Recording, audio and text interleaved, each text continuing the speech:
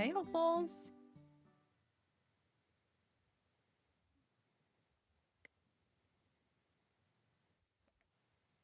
So we're gonna just hope that this week's lunchtime live actually works and stays, and there's a recording available.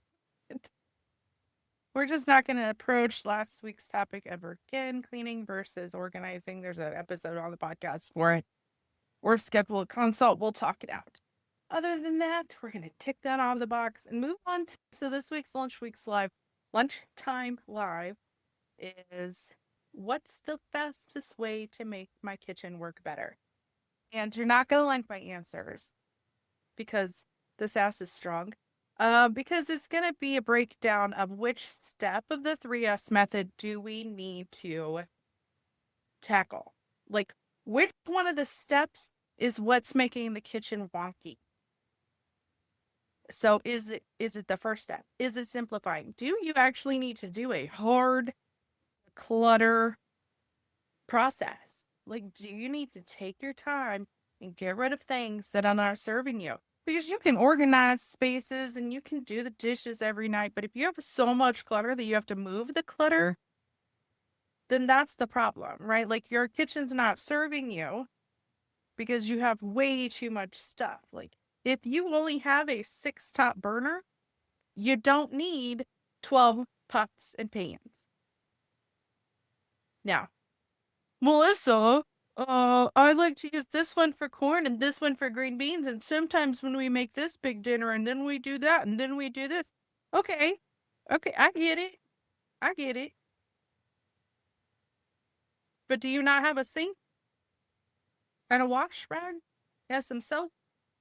Because I'm guessing if you have 12 pots and pans, 3 to 4 of which are in the same sizes, like those burners that you only use when these ones that you use all the time are being used, right? You know what I mean? So if you're stirring, like if you got the smoked sausage going here and you've got the green beans going there and you've got the corn going over here and then you've got whatever over here, and then you're like, oh, right, kid number one doesn't like this, so we're going to make these too. My guess is if you've got that many pots and pans, you probably have some serving bowls too. Just saying. Why can we not pour what's in the pot and pan into a serving bowl or the bowl that's going to move to the table or, just serve it up on some plates?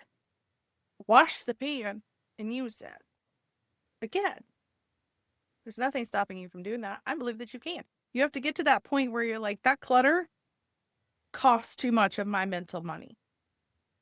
Right? If I have to spend my mental money chips, which means I'm willing to stress myself out for 4 pots that I only use 2. Well, that's your mental money that you're spending. This probably isn't the right space for you. But if you're like, no more is my space and control of my stress. That's what we're talking about, right? That's when you know that, like, if that's step 1 means your pots and pans cabinet or your utensils drawer or your food and pantry spaces, if all of those are so packed that it's stressing you out, your kitchen's not serving you, right? Your kitchen could work better if you decluttered. And that could go for the second step. So let's stick with the pots and pans, right? Let's say you decluttered. But you're like me, man, it is cold here 6 months of the year. And it's just cold. My joints hurt. My attitude is a problem. It's cold and I don't want to. So I've got my pots and pans sorted in that cabinet down there. And the lids are in the awkward back shelf. So every night when I have to cook dinner, I've got to bend over and my back already hurts because I've been working all day and I'm tired and I'm cold. And then I've got to get down on the floor to get the lids. Okay, that means the second step of the 3S method, the sorting, the organizing part, isn't serving you. That's the part that's made your kitchen insufficient and not working for you in the best way it can because you've organized things that aren't successful. Maybe you need a hanging rack instead. You could do this a lot easier than you can do that, right? So maybe the second step isn't organized for your success. maybe you're in that mind space of, well, that's where they've always been. You guys know, if you've been here long enough, you know that that phrase just, it's just no. No. I am all for it. Okay, and so if it's not, if the second part, if those pots and pans are down there and that's stressful physically, mentally, etc., and it maybe even gets to the point you're like, maybe I'm not going to cook tonight because I don't want to bend over for the pots and pans that are hard to get to. Why don't we think about resorting that? Why don't we move that into a different position, space, to serve you better? Right? Like, you guys know prime real estate, right? Keys, prime real estate. If this cabinet here has the one-off spice refills and the mixing bowls that you use once or twice a month, and then whatever random things, right? The measuring cups you only occasionally use, but that's super handy. But the pots and pans you use every day are down here and back there. Flip them. Flip them. I dare you to make your kitchen work for you. So it may not be traditional or where things have always been. Excuse me. So, and, okay. I'm going to have to sneeze again. It's going to happen. If you talk about it, it'll go away, right? There it goes. So I wanted to make sure, like, if you've decluttered, great. Great. Now you only have the pots and pans you're really going to use, but if they're impossible to get to, or hard to get to, or frustrating, or a struggle, or an annoyance to get to, move them. Don't be afraid to move them. It is not a problem to make your kitchen work for you. It is a problem to sit in the suck of it knowing there's a solution.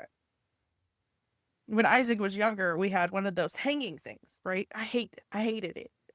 Hated it to the point like I eventually took it down because I was in like some wedges and I stood up too fast and whacked my head. But that's just grace. But I took it down um after, so we had it up there because he had started cooking and it was easier to go, I want that pan, mommy, instead of getting in the cabinet together. Like, have you ever tried to get two people in a cabinet pulling out a pot and pan and a lid? It, it's not a fun time. And I've never had one of those big fancy kitchens, right? It's this cabinet. It's not this cabinet. It's this cabinet, right?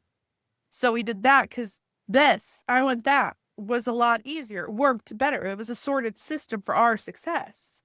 That eventually, as he got older and matured and could handle looking for things, then that happened. Now, if you've sorted it where your lids slide on the handles of your pots and pans, even better. That's less hanging there, right? It's all one unit. But I think too often we are just like uncomfortable with changing things because that's just how they are. And that's just bogus. Just don't do that. Just go ahead and own your space. If it's stressing you out, take that space back.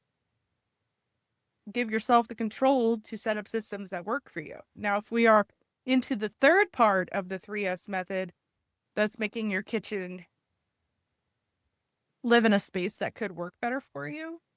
That's the sustaining step, right? We need to address your habits. Maybe the fridge to be cleaned out once a week instead of once a month because ew. Right before trash day, the day before trash day, we're going to clean out the fridge and then take the bin straight out so we don't have any concerns about leaking or molding or stinky or any of that.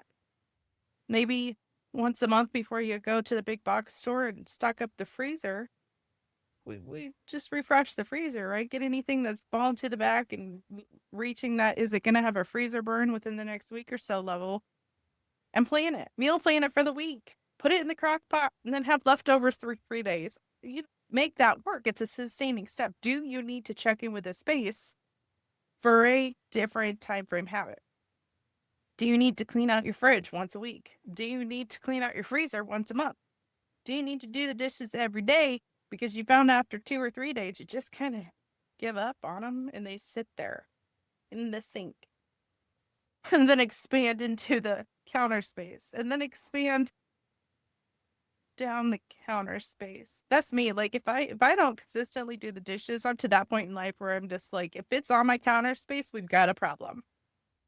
I'm okay with the one half of the sink for a night. Yeah, sure, sometimes. Sometimes I'm in a movie and I've got my crocheting out, or I'm in a book and I'm like, finish it. One more chapter is 12.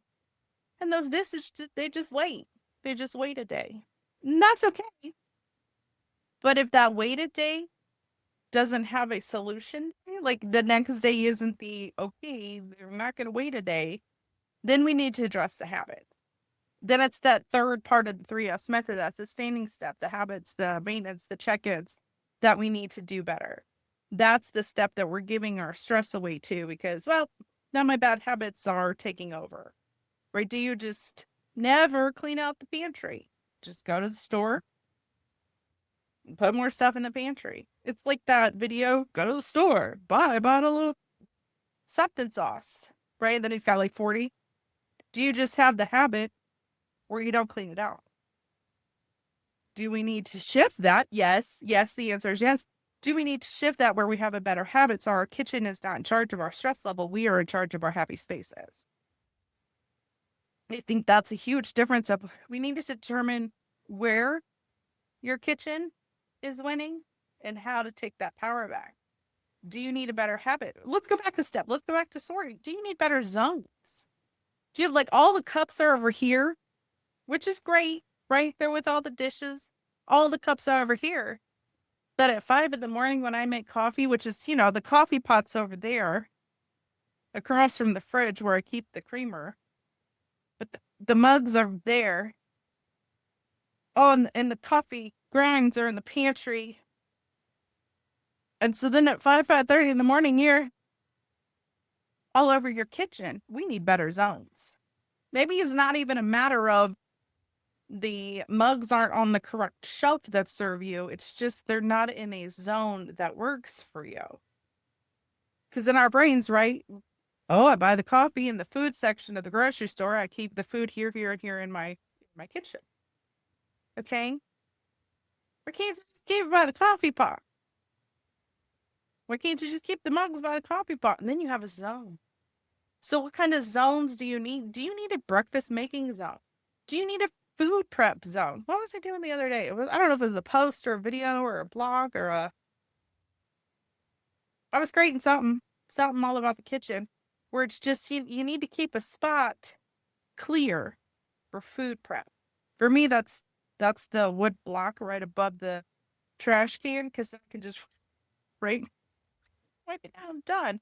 I don't have to like move the tray with cut stuff on it because it's literally right next to the stove. So it's cut, swipe into the stove, into the bin. Um, do you need to create a zone? Do you need to have a food prep zone? Do you need to have a coffee zone? Do you need to have a kids snack zone so they stop asking you, Mom, can I have a snack? Sure, just get you one out the bin. No, I will, as a parent, recommend count them and monitor them because you can buy those Nutri-Grain bars. And there's 6, 8 in the box. Sure, go get a snack and then there's 6 and 8 in the hand. Yes, I learned that the hard way. So then, like sometimes those get changed. There's only 5 in your container because now you've created a kids snack zone. So they can only get the 5 Monday through Friday snacks. The rest get filled up on Sunday when you do your restock. Right? I know I went backwards to the organizing there, but as you're sorting, it's beyond it's hard to get to and let's make it easier, right? Let's heighten that prime real estate success to let's make sure our zones are completely packed, right? Maybe inside the fridge, you have a tray for all dinner things to go into. So if you got the meat and the spaghetti sauce, all of those go there. So you can just pull out the tray, put it on the counter when you're prepping dinner. So think about zones. Do you need zones? Have you realized that when you are restocking the weekly prep, the weekly lunches, the weekly dinners, the weekly snacks, whatever that, and when you're restocking, you're scattered? Do we need zones for better success? And maybe you need a different habit. Maybe once a week, you do all things food related. You prep, you plan, You shop, you restock. It's what's holding you back and causing you stress. What part of your kitchen 3S method is adding to your stress and is taking over control that we're going to take back with those simple steps, right? It could just be I need to make sure every 6 months I do a quick declutter because I really don't. Melissa, I don't want to declutter the pantry once a month. Cool. Do it every 6 months. Then everything that you're like, oh, I'm really going to make these still is in the pantry, but now it's got that expired date on it. It's an easier find, right? I'm really going to make these, and then in 6 months, if I don't, I'm going to get rid of them anyway. That's the point of the 3S method. 3S method makes it findable. So, okay, you got the steps to simplify. You've got the steps to clutter your spaces. You've got the check-ins built in, so you go back and re-declutter in case you missed something. In case it was a harder to clutter and a heavier cluttered space than you realized when you set your 15-minute timer. Okay. Did you do your best? The space is better. Good job. Right? You don't have to. It's not going to be Pinterest perfect because that's not a thing. It's not going to be amazing and perfect the next day because this is our stuff. Organizing is an ongoing lifestyle. It's not, I decluttered, check. Things are coming in and out all the time. So we have to make sure that we're checking in with the spaces all the time. Maybe you don't need to do this once a week. Maybe you need to do it once a month. Maybe instead of once a month, you do something once a quarter. Maybe instead of once a month you clean the drains, you do it once a quarter. We actually use our sinks a lot, so I do it once a month. Those are the things. Like in once a quarter, we tried to do the stove oven, like the oven, we tried to deep clean that. I'm terrible about it. But those are things like reassess what's holding you up, where the 3S method is the most stressful. Let's start there to make those insufficient spaces and steps work better for you in the kitchen. Yeah. And you guys know, all the things are inside the library. So if it's 2 a.m. or 2 p.m. or random, hey, the kids went to grandma's, I'm going to tackle the kitchen. It's all right there. You don't have to check the podcast. You don't have to look for YouTube. You don't have to scroll on Pinterest or social media because goodness knows, once we're like, hey, where did I find that thing? And then 7 hours have gone by, but you've laughed at a lot of puppies. Just go straight to the library. Log in. It's right there. You skip it. And the library is accessible on the app. So you log right in, you're like, all right, I'm decluttering my pots and pans. You don't have to know where do you find the information. You just go right to it. Listen to the audio. Follow the decluttering thing. That's extra resources. Get to work. Skip that whole possibility of doom scrolling because you didn't know where you saw it and you want to find the inspiration. We just skip that. Go straight to the tools so you can get to work, so you can have a less stressful life and a more organized home.